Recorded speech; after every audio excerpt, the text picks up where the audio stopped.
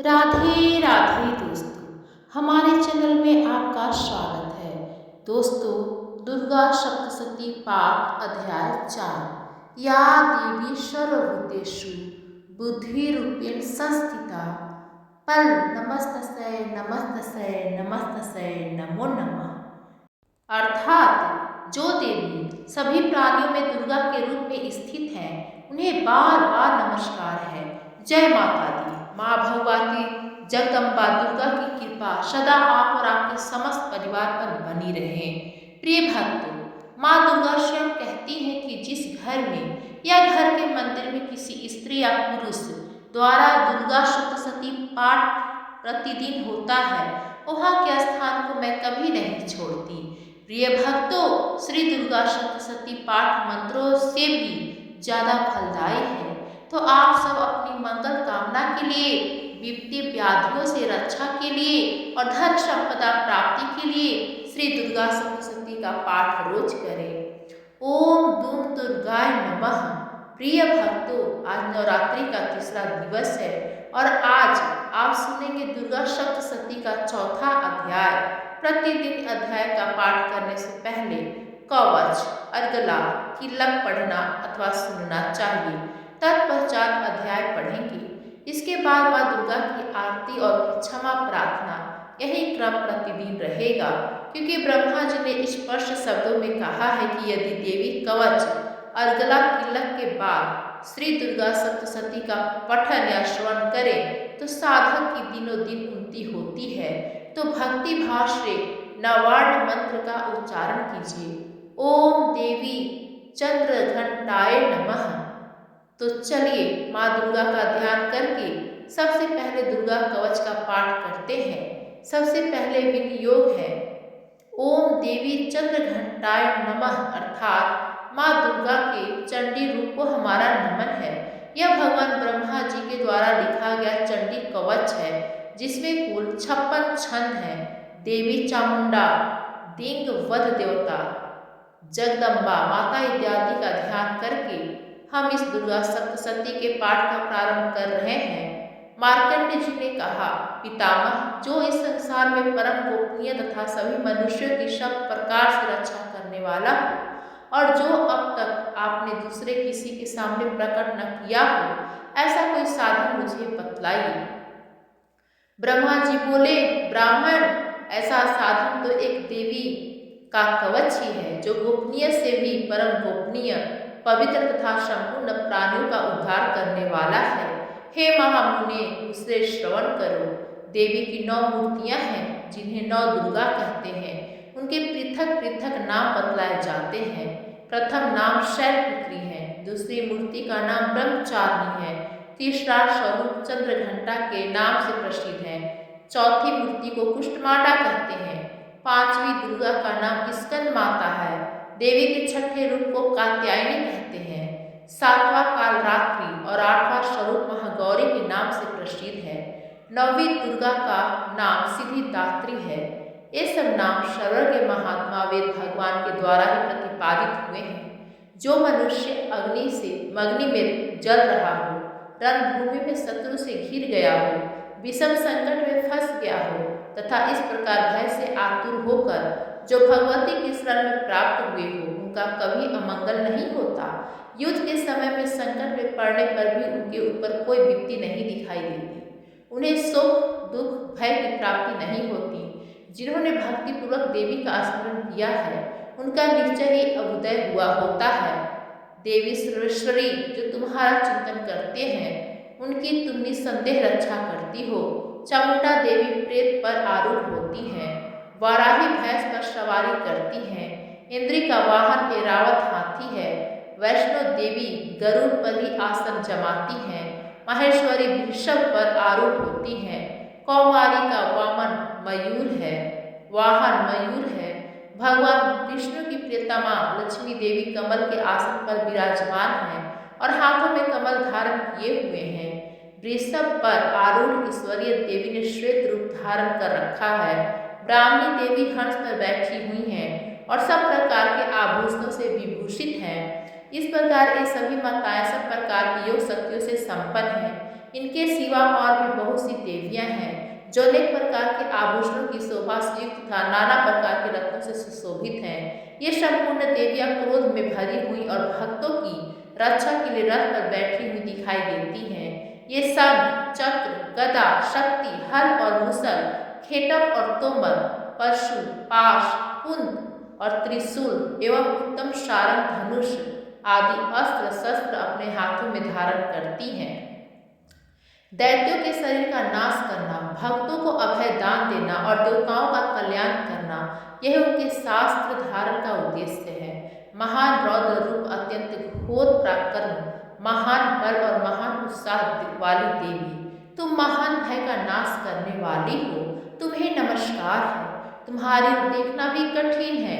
शत्रुओं का भय बढ़ाने वाली जगदम्बिके, मेरी रक्षा करो। पूर्व दिशा में इंद्र शक्ति मेरी रक्षा करे। अग्निकोण में अग्नि शक्ति मेरी रक्षा करे। दक्षिण दिशा में वाराही तथा कोण में खंडधारिणी मेरी रक्षा करे। पश्चिम दिशा में वारुणी और वायव्य कोण में मृग पर सवारी करने वाली देवी मेरी रक्षा करे। उत्तर दिशा में कौमारी और ईशान कोण में शूलधारिणी मेरी रक्षा करे। ब्रह्मांडी, तुम ऊपर की ओर से मेरी रक्षा करो और वैष्णव देवी नीचे की ओर से मेरी रक्षा करो और वैष्णव देवी नीचे की ओर से मेरी रक्षा करो। इस प्रकार शव को अपना वाहन बनाने वाली चामुंडा देवी दसों दिशाओं से मेरी रक्षा करे। जया आगे से और विजया पीछे की ओर से मेरी रक्षा करे। वाम भाग में अर्जित और दक्षिण भाग में अपराजिता रक्षा करे। अगोत्तिनी शिखा की रक्षा करे। उमा मेरे मस्तक पर विराजमान होकर रक्षा करे। ललाट में मालाधारी रक्षा करे और यशस्विनी मेरी भौहों का संरक्षण करे। भौहों के मध्य भाग में त्रिनेत्रा और नथनों की यमघंटा देवी रक्षा करे। दोनों नेत्रों के मध्य भाग में शंखनी और कानों में द्वारवासिनी रक्षा करे। कालिका देवी कपोलों की तथा भगवती शांकरी कानों के मूल की रक्षा करे। नासिका में सुगंधा और ऊपर के ओठ में चंचरिका देवी रक्षा करे। नीचे के ओठ में अमृत कला तथा जीभों में सरस्वती देवी रक्षा करे। कौमारी दांतों की ओर और चंडिका कंठ प्रदेश की रक्षा करे। चित्रघंटा गले की घंटी की और महामाया तालु में रहकर रक्षा करे। कामाक्षी ठोडी की और सर्वमंगला मेरी वाणी की रक्षा करे। भद्रकाली ग्रीवा में और धनुधरी में रहकर रक्षा करे। कंठ के बाहरी भाग में नीलग्रीवा और कंठ की नली में नलकुबेरी मेरी रक्षा करे। दोनों कंधों में खंडिनी और मेरी दोनों भुजाओं की ब्रजधारिणी रक्षा करे। दोनों हाथों में दंडनी और उंगलियों में अंबिका रक्षा करे। सुलेश्वरी नखों की रक्षा करे और कुलेश्वरी कुंची अर्थात पेट में रखकर रक्षा करे। महादेवी दोनों स्तनों की और शोक विनाशिनी देवी मन की रक्षा करे। ललिता देवी हृदय में और शूलधारिणी उदार में रहकर रक्षा करे। नाभि में कामनी और गृह भाग की गुहेश्वरी रक्षा करे। पुतना और कामिका लिंग की और महिषावाहिनी बुदा की रक्षा करे। भगवती कटिभाग में और विंध्यवासिनी घुटनों की रक्षा करे। संपूर्ण कामनाओं को देने वाली महाबला देवी दोनों पिंडलियों की रक्षा करे। नारसिंह दोनों घुटियों की रक्षा और तेजस्वी देवी दोनों चरणों के पृष्ठभाग की रक्षा करे। श्रीदेवी पैरों की अंगुलियों में और तलवासनी पैरों के तलवों में रहकर रक्षा करे। अपनी दाढ़ों के कारण भयंकर दिखने वाली दृष्टा कराली देवी नखों और उर्वशकेशनी देवी केशव की रक्षा करे। रोमावलियों के छिद्रों में कौवेरी और त्वचा की वागीश्वरी देवी रक्षा करे। पार्वती देवी रक्त, मज्जा, वसा, मांस, हड्डी और मेद की रक्षा करे। आंतों की कालरात्रि और पित्त की मुकुटेश्वरी रक्षा करे। मूलाधार आदि कमल कोशों में पदावती देवी और कफ में चूड़ामणि स्थित देवी होकर रक्षा करे। नख के तेज की ज्वालामुखी रक्षा करे। जिसका किसी भी मम से भेदन नहीं हो सकता, वह अमृत देवी शरीर की समस्त संधियों में रहकर रक्षा करे। ब्रह्मांडी, आप मेरे वीर्य की रक्षा करें। छत्रेश्वरी छाया की तथा धर्मधारिणी देवी मेरे अहंकार, मन और बुद्धि की रक्षा करें। हाथ में ब्रज धारण करने वाली ब्रजहस्ता देवी मेरे प्राण, अपान, व्यान, उदान और समान वायु की रक्षा करें। कल्याण से शोभित होने वाली भगवती कल्याण शोभना मेरे प्राणों की रक्षा करें। रस, रूप, गंध, शब्द और स्पर्श इन विषयों का अनुभव करते समय योगिनी देवी रक्षा करें तथा सत्वगुण, रजोगुण और तपोगुण की रक्षा सदा नारायणी देवी करें। वराही वायु की रक्षा करें, वैष्णवी देवी धर्म की रक्षा करें तथा चक्रिणी देवी यश, कीर्ति, लक्ष्मी, धन तथा विद्या की रक्षा करें। इंद्राणी आप मेरे गोत्र की रक्षा करें। चंडिके तुम मेरे पशुओं की रक्षा करो। महालक्ष्मी पुत्रों की रक्षा करें और भैरवी पत्नी की रक्षा करें। मेरे पथ की सुपथा तथा मार्ग छेदकरी रक्षा करें। राजा के दरबार में महालक्ष्मी रक्षा करें तथा सब और व्याप्त रहने वाली विजय देवी संपूर्ण भयों से रक्षा करें। देवी जो स्थान कवच में नहीं कहा गया है अतएव रक्षा से रहित है, वह सब तुम्हारे द्वारा सुरक्षित हो, क्योंकि तुम विजयशालिनी और पाप नाशनी हो। यदि अपने शरीर का भला चाहे तो मनुष्य बिना कवच के कहीं एक पग भी ना जाए। कवच का पाठ करके ही यात्रा करें। कवच के द्वारा सब ओर से सुरक्षित मनुष्य जहाँ जहाँ भी जाता है वहाँ वहाँ उसे धन लाभ होता है तथा संपूर्ण कामनाओं की सिद्धि करने वाली विजय की प्राप्ति होती है। वह जिस जिस अभिष्ट वस्तु का चिंतन करता है उसको निश्चय ही प्राप्त कर लेता है। वह पुरुष इस पृथ्वी पर तुलना रहित महान ऐश्वर्य का भागी होता है। कवच से सुरक्षित मनुष्य निर्भय हो जाता है। युद्ध में उसकी पराजय नहीं होती तथा वह तीनों लोकों में पूजनीय होता है। देवी का यह कवच देवताओं के लिए भी दुर्लभ है। जो प्रतिदिन नियमपूर्वक तीनों संध्याओं के समय श्रद्धा के साथ इसका पाठ करता है उसे दैवी कला प्राप्त होती है तथा वह तीनों लोकों में कहीं भी पराजित नहीं होता। इतना ही नहीं, वह अमृत से रहित हो जाता है और अधिक वर्षों तक जीवित रहता है। मकड़ी, चेचक और कोढ़ आदि उसकी संपूर्ण व्याधियां नष्ट हो जाती हैं। कनेर, भांग, अफीम, धतूरे आदि का स्थावर विष, सांप और बिच्छू आदि के काटने से चढ़ा हुआ जंगम विष तथा अहिफेन और तेल के संयोग आदि से बनने वाला कृत्रिम विष, ये सभी प्रकार के विष दूर हो जाते हैं। उनका कोई भी असर नहीं होता। इस पृथ्वी पर मारण, मोहन आदि जितने भी आभिचारिक प्रयोग होते हैं तथा इस प्रकार के जितने मंत्र यंत्र होते हैं वे सब इस कवच को हृदय में धारण कर लेने पर उस मनुष्य को देखते ही नष्ट हो जाते हैं। ये ही नहीं, पृथ्वी पर विचरने वाले ग्राम देवता, आकाशचारी देव विशेष, जल के संबंध से प्रकट होने वाले गण, उपदेश मात्र से सिद्ध होने वाले निम्न कोटि के देवता, अपने जन्म के साथ प्रकट होने वाले देवता, कुल देवता, माला, कंठमाला आदि, डाकनी, शाकनी, अंतरिक्ष में विचारने वाली भयानक डाकनियां, ग्रह, भूत, पिशाच, यक्ष, गंधर्व, राक्षस, ब्रह्म राक्षस, बेताल, कुष्ठमांड और भैरव आदि अनिष्टकारक देवता भी हृदय में कवच धारण किए रहने पर उस मनुष्य को देखते ही भाग जाते हैं। कवचधारी पुरुष को राजा से समान बुद्धि प्राप्त होती है। यह कवच मनुष्य के तेज की वृद्धि करने वाला उत्तम होता है।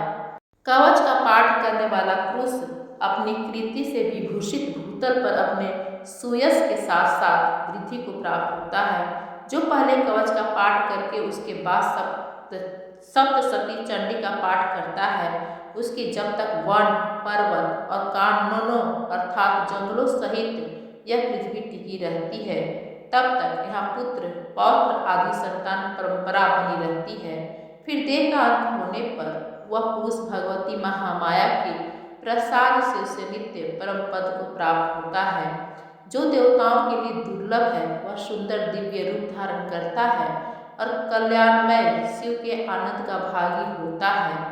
श्री दुर्गा देवी कवच यहीं पर संपूर्ण हुआ। अब पूरे भक्ति भाव से माँ दुर्गा का ध्यान करके अगला श्लोक का पाठ करते हैं। ओम नमः चंडिका। माँ चंडिका देवी को नमस्कार है। मार्कंडे ऋषि जी कहते हैं, मार्कंडे जी कहते हैं, जयंती, मंगला, काली, भद्रकाली, कपालिनी, दुर्गा, क्षमा, शिवा, धात्री, स्वाहा और स्वधा इन नामों से प्रसिद्ध हे जगदम्बिके तुम्हें नमस्कार है। देवी चामुंडे तुम्हारी जय हो। संपूर्ण प्राणियों की पीड़ा हरने वाली देवी तुम्हारी जय हो। सब में व्याप्त रहने वाली देवी तुम्हारी जय हो। काल रात्रि तुम्हें नमस्कार है। मधु और कैटव को मारने वाली तथा ब्रह्मा जी को वरदान देने वाली तुम्हें नमस्कार है। तुम मुझे रूप अर्थात आत्मस्वरूप का ज्ञान दो। जय अर्थात मुंह पर विजय दो। यश दो और काम क्रोध आदि शत्रुओं का नाश करो। महिषासुर का नाश करने वाली तथा भक्तों को सुख देने वाली देवी तुम्हें नमस्कार है। तुम रूप दो, जय दो, यश दो और काम क्रोध आदि शत्रुओं का नाश करो। रक्त बीज का वध और चंड मुंड का विनाश करने वाली देवी तुम रूप दो, जय दो, यश दो और काम क्रोध आदि शत्रुओं का नाश करो। शुभ और निशुभ तथा धूम्रलोचन का मर्दन करने वाली देवी तुम रूप दो, यश दो, जश दो और काम क्रोध आदि शत्रुओं का नाश करो। सबके द्वारा वंदित युगल चरणों वाली तथा संपूर्ण सौभाग्य प्रदान करने वाली देवी तुम रूप दो, जय दो, यश दो और काम क्रोध आदि शत्रुओं का नाश करो। हे देवी तुम्हारे रूप और चरित्र अचिंत्य है। तुम समस्त शत्रुओं का नाश करने वाली हो। तुम रूप दो, जय दो, यश दो और काम क्रोध आदि शत्रुओं का नाश करो। पापों को दूर करने वाली चंडिके जो भक्ति पूर्वक तुम्हारे चरणों में सर्वदा मस्तक झुकाते हैं उन्हें रूप दो, जय दो, यश दो और काम क्रोध आदि शत्रुओं का नाश करो। रोगों का नाश करने वाली चंडिके जो भक्ति पूर्वक तुम्हारी स्तुति करते हैं उन्हें तुम रूप दो, जय दो, यश दो और काम क्रोध आदि शत्रुओं का नाश करो। चंडिके इस संसार में जो भक्ति पूर्वक तुम्हारी पूजा करते हैं उन्हें रूप दो, जय दो, यश दो और काम क्रोध आदि शत्रुओं का नाश करो। मुझे सौभाग्य और आरोग्य दो, परम सुख दो, रूप दो, जय दो, यश दो और काम क्रोध आदि शत्रुओं का नाश करो। जो मुझसे द्वेष करते हो उनका नाश और मेरे बल की वृद्धि करो। रूप दो, जय दो, यश दो और काम क्रोध आदि शत्रुओं का नाश करो। देवी मेरा कल्याण करो, मुझे उत्तम संपत्ति प्रदान करो। रूप दो, जय दो, यश दो और काम क्रोध आदि शत्रुओं का नाश करो। अंबिके देवता और शुभ दोनों ही अपने माथे के मुकुट की मणियों को तुम्हारे चरणों पर घिसते हैं। तुम रूप दो, जय दो, यश दो और काम क्रोध आदि शत्रुओं का नाश करो। तुम अपने भक्त जनों को विद्वान, यशस्वी और लक्ष्मीवान बनाओ तथा रूप दो, यश दो, जस दो और काम क्रोध आदि शत्रुओं का नाश करो।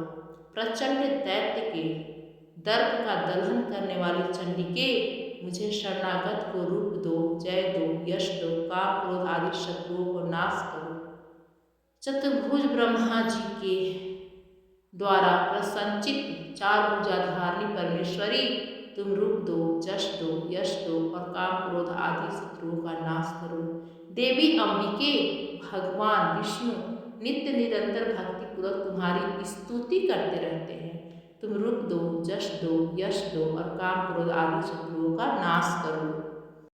हिमालय कन्या पार्वती के पति महादेव जी के द्वारा होने वाली परमेश्वरी तुम रूप दो, जस दो, यश दो और काम क्रोध आदि शत्रुओं का नाश करो। सचीपति इंद्र के द्वारा सद्भाव से पूजित होने वाली परमेश्वरी तुम रूप दो, जश दो, यश दो और काम क्रोध आदि शत्रुओं का नाश करो। प्रचंड भुज दंडों वाले दैत्यों का घमंड चूर करने वाली देवी तुम रूप दो, जस दो, यश दो और काम क्रोध आदि शत्रुओं का नाश करो। देवी अंबिके तुम अपने भक्तों को सदा असीम आनंद प्रदान करती हो। मुझे रूप दो, जस दो, यश दो और काम क्रोध आदि शत्रुओं का नाश करो। मन की इच्छा के अनुसार चलने वाली मनोहर पत्नी प्रदान करो, जो दुर्गम संसार से तारने वाली तथा उत्तम कुल में जन्मी हो।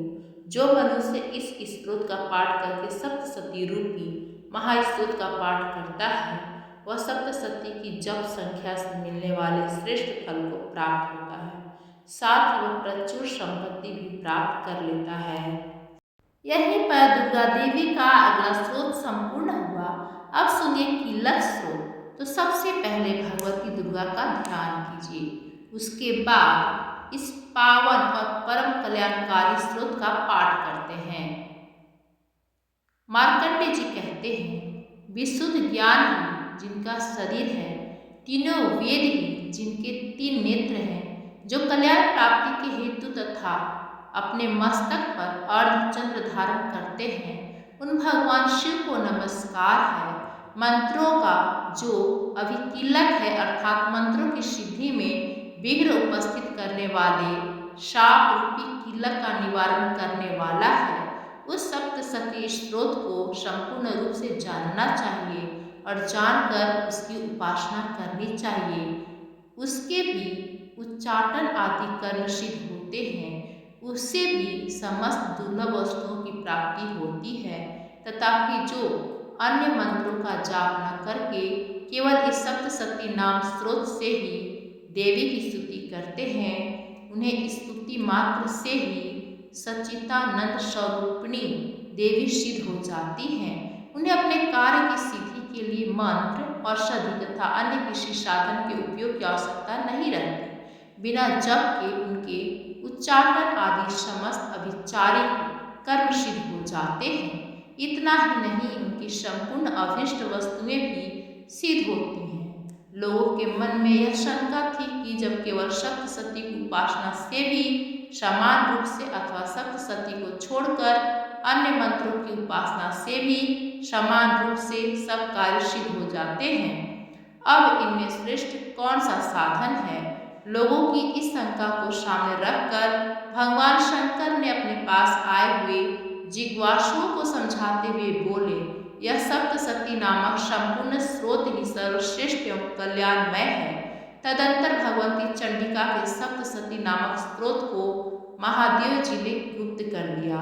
सप्तशती के पाठ से जो पुण्य प्राप्त होता है, उसकी कभी समाप्ति नहीं होती, किंतु अन्य मंत्रों के पुण्य की समाप्ति हो जाती है। अतः भगवान शिव ने अन्य मंत्रों की अपेक्षा जो सप्तशती की ही श्रेष्ठता का निर्णय किया, उसे जानना चाहिए। अन्य मंत्रों का जप करने वाला पुरुष यदि सप्तशती के स्रोत और जप का अनुष्ठान कर ले तो वह भी पूर्ण रूप से ही कल्याण का भागी होता है। इसमें तनिक भी संदेह नहीं है। जो साधक कृष्ण पक्ष की चतुर्दशी अथवा अष्टमी को एकाग्रचित होकर भगवती की सेवा में अपना सर्वस्व समर्पित कर देता है, फिर उसे प्रसाद रूप से ग्रहण करता है, उसी पर भगवती प्रसन्न होती है, अन्यथा उनकी प्रसन्नता नहीं प्राप्त होती। इस प्रकार सिद्धि के प्रतिबंधक रूप किल्लक महादेव जी ने इस स्रोत को किलित कर रखा है। जो पूर्वोक्त रीति से निष्कीलन करके इस सप्तशती स्रोत का प्रतिदिन स्पष्ट उच्चारण पूर्वक पाठ करता है, वह मनुष्य सिद्ध हो जाता है, वही देवी का पार्षद होता है और वही गंधर्व भी होता है। सर्वत्र विचरने रहने पर भी इस संसार में उसे कहीं भी भय नहीं होता।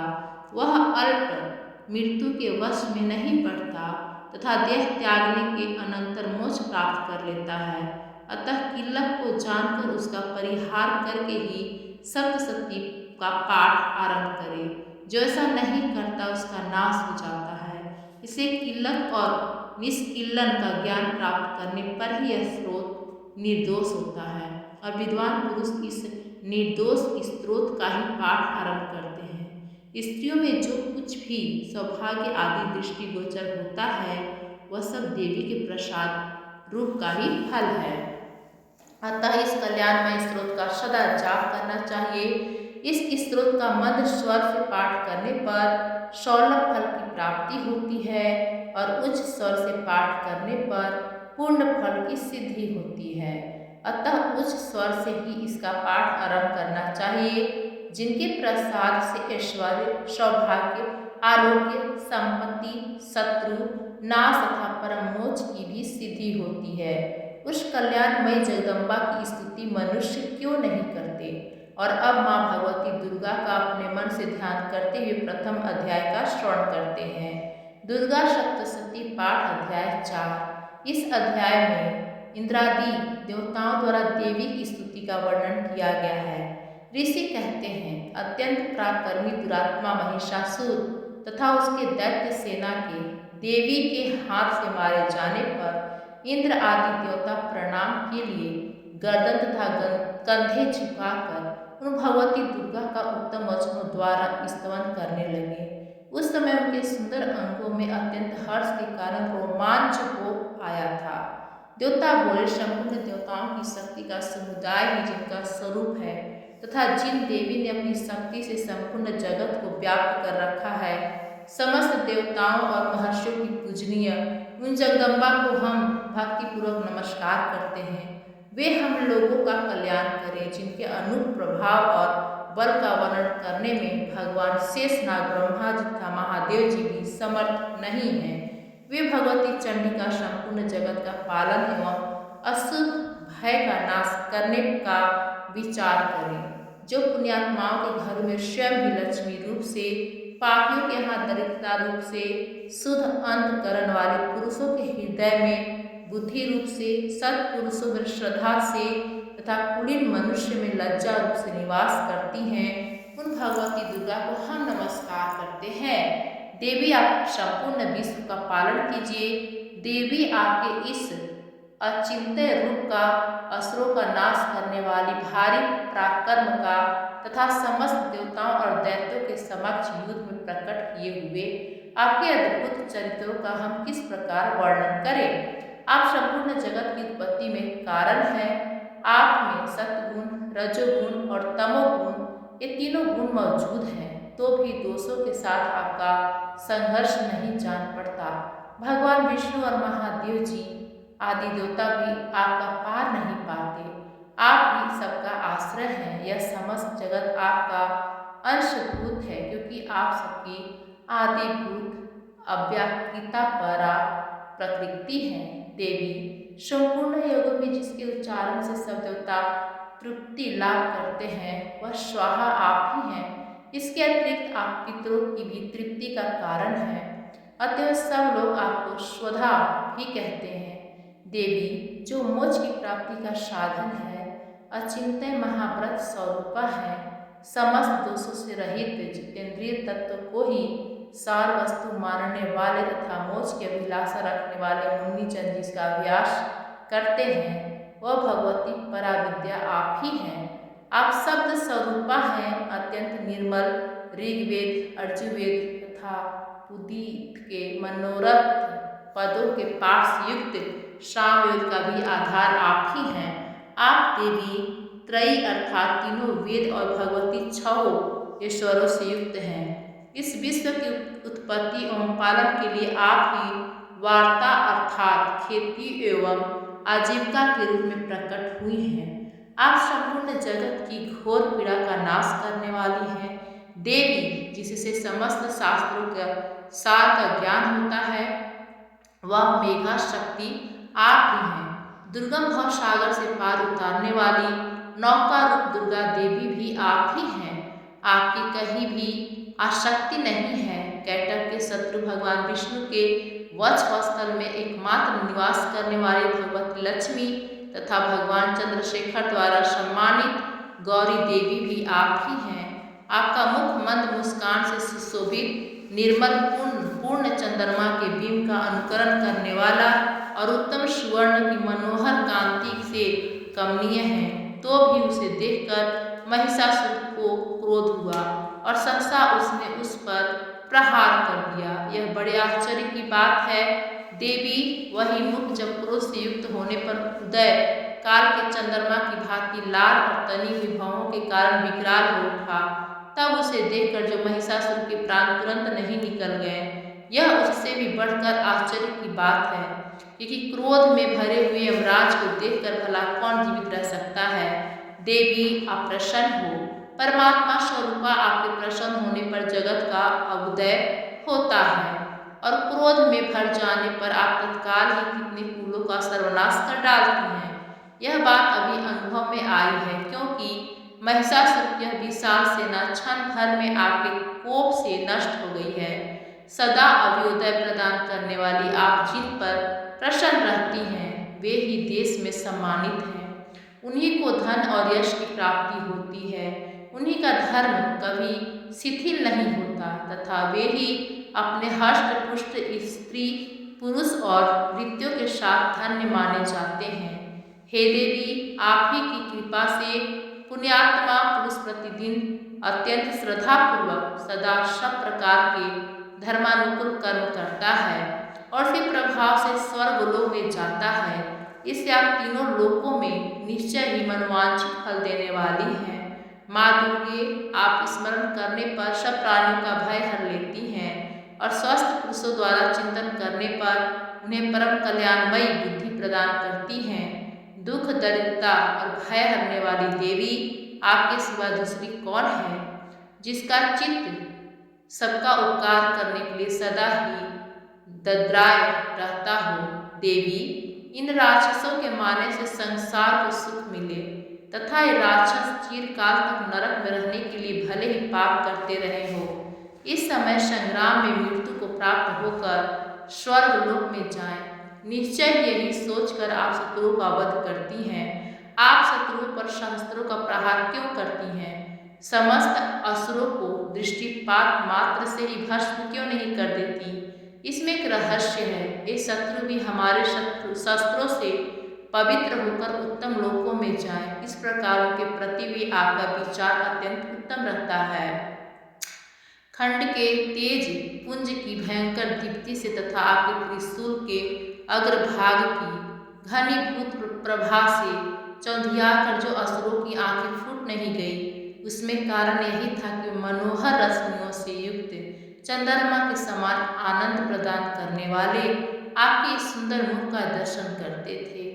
देवी, आपका शील दुराचारियों के बुरे बर्ताव को दूर करने वाला है। साथ ही यह रूप ऐसा है जो कभी चिंतन में भी नहीं आ सकता और जिसकी कभी दूसरों से तुलना भी नहीं हो सकती तथा आपका बल और पराक्रम तो उन दैत्यों का भी नाश करने वाला है जो कभी देवताओं के पराक्रम को भी नष्ट कर चुके थे। इस प्रकार आपने शत्रुओं पर भी अपनी दया ही प्रकट की है। वरदायिनी देवी, आपके इस पराक्रम की किसी साथ तुलना नहीं हो सकती तथा शत्रुओं को भय देने वाला एवं अत्यंत मनोहर ऐसा रूप भी आपके सिवा और कहाँ है। हृदय में कृपा और युद्ध में निष्ठुरता, ये दोनों बातें तीनों लोगों के भीतर और आप में ही देखी गई है। हे माँ, आपने शत्रुओं का नाश करके इस समस्त त्रिलोकी की रक्षा की है। इन शत्रुओं को भी युद्ध भूमि में मारकर स्वर्गलोक में पहुंचाया है तथा उन्मत्त दैत्यों से प्राप्त होने वाले हम लोगों के भय को भी दूर कर दिया है। आपको हमारा नमस्कार है। हे देवी, आप सूल से हमारी रक्षा करें। अंबिके, आप खड्डर से भी हमारी रक्षा करें तथा घंटा की ध्वनि और धनुष की टंकार से भी हम लोगों की रक्षा करें। चंडिके, पूर्व, पश्चिम और दक्षिण दिशा में आप हमारी रक्षा करें तथा ईश्वर, अपने त्रिशूल को घुमाकर आप उत्तर दिशा में भी हमारी रक्षा करें। तीनों लोकों में आपके जो परम सुंदर एवं अत्यंत भयंकर रूप विचरते रहते हैं, उनके द्वारा भी आप हमारी तथा इस भूलोक की रक्षा करें। अंबिके, आपके कर पलों में शोभा पाने वाले खड्ग और गदा आदि जो अस्त्र हो, उन सब के द्वारा आप सब ओर से हम लोगों की रक्षा करें। ऋषि कहते हैं, इस प्रकार जब देवताओं ने जगत माता दुर्गा की स्तुति की और नंदन वन के दिव्य पुष्पों एवं गंध चंदन आदि के द्वारा उनका पूजन किया, फिर सबने मिलकर जब भक्ति पूर्वक दिव्य धूपों की सुगंध निवेदन की, तब देवी ने प्रसन्न वंदन होकर प्रणाम करते हुए सब देवताओं से कहा। देवी बोली, देवताओं, तुम सब लोग मुझसे जिस वस्तु की अभिलाषा रखते हो उसे मांगो। देवता बोले, भगवती ने हमारी सब इच्छा पूर्ण कर दी, अब कुछ भी बाकी नहीं है क्योंकि हमारा शत्रु महिषासुर मारा गया।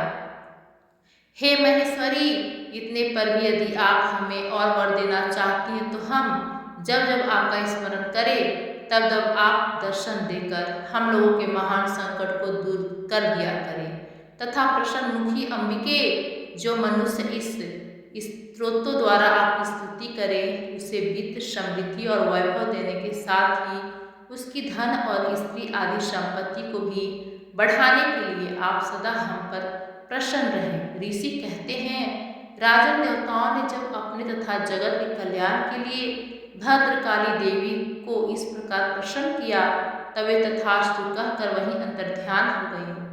भूपाल इस प्रकार पूर्व काल में तीनों लोगों का हित चाहने वाली देवी जिस प्रकार देवताओं के शरीर से प्रकट हुई थी वह सब कथा मैंने कह सुनाई। अब पुनः देवताओं का उपकार करने वाली हे देवी दुष्ट दैत्य तथा शुभ निशुभ का वध करने एवं सब लोगों की रक्षा करने के लिए गौरी देवी के शरीर से जिस प्रकार प्रकट हुई थी वह सब प्रसंग मेरे मुंह से सुनो। मैं उसका तुमसे यथावत वर्णन करता हूँ। इस प्रकार श्री मार्कंडे पुराण में श्रावणिक मनवंतर की कथा के अंतर्गत देवी महात्म्य में शंकरादि स्तुति नामक चौथा अध्याय पूरा हुआ। जय माता रानी। हे माँ भगवती, आप अपनी कृपा दृष्टि अपने सभी भक्तों पर बनाए रखिएगा। मिलते हैं कल नए अध्याय के साथ। तब तक के लिए जय श्री कृष्ण। राधे राधे दोस्तों।